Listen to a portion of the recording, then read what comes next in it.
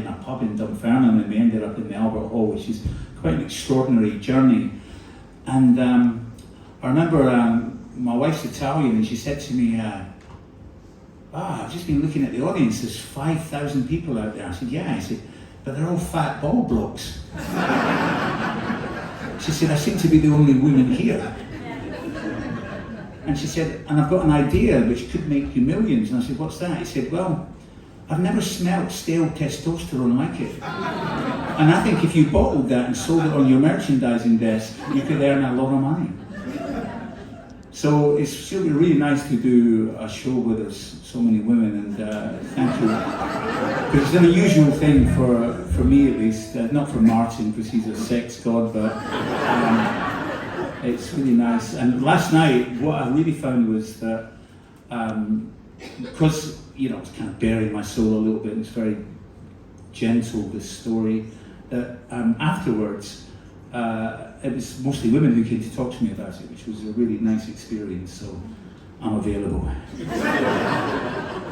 So in the story, obviously I'm jumping through it. Lang, who's obviously me, I just changed the name, Lang, and she knows the old Scots language is in fact a Germanic language, and we share a lot of words that are similar, like Kirk, obviously. And Lang's another one. Lang in German means long, and it means Lang, and it means long in Scottish. So I called him Lang, just to kind of try and bind the cultures together. And anyway, he went back to Scotland for New Year. His girlfriend was pregnant, she told him, so they were both very excited, although very young, and felt very positive about it. But unfortunately, something happened when he was away. This is called the return. They sat silently together. Sounds from the street floated like heavy clouds around them. Cars, people, motorcycles, trains, and sleet-turned rain bouncing off the windows. They all echoed together, slapping the apartment and punctuating a grasping, grabbing tension that was new to the both of them.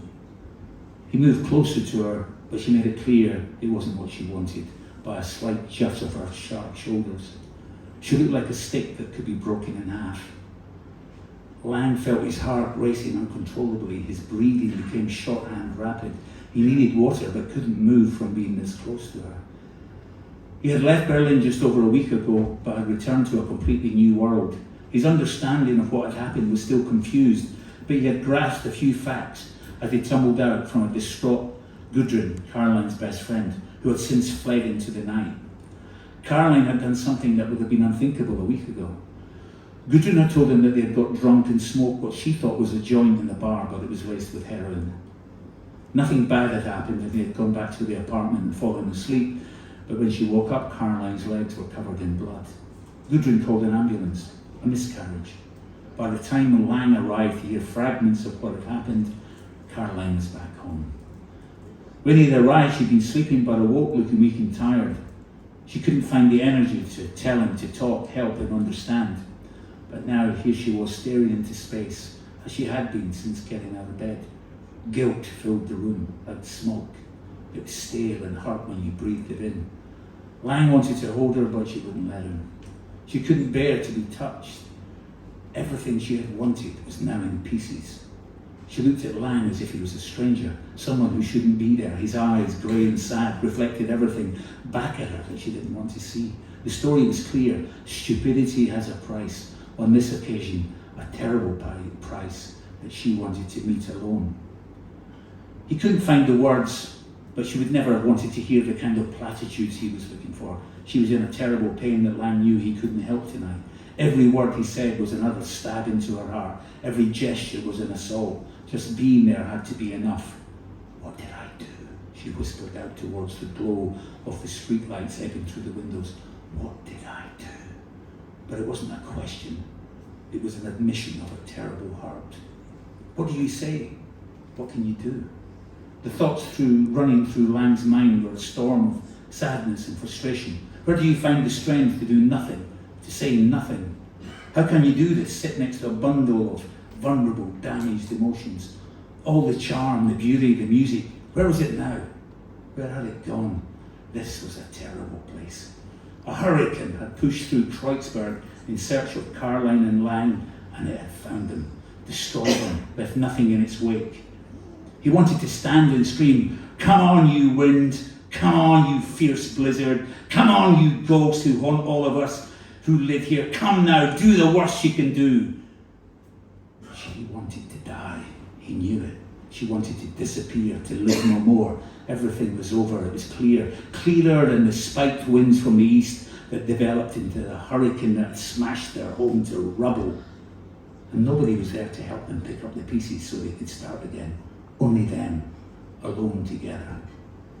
He knew she wanted to die at that moment, that she would never recover, that they were doomed. Lang felt the breath of 1,000 ghosts standing in the room watching the clarity of their end. They knew. They had been here before. "Yes," he whispered, "I can hear you." It was then she turned and looked at him.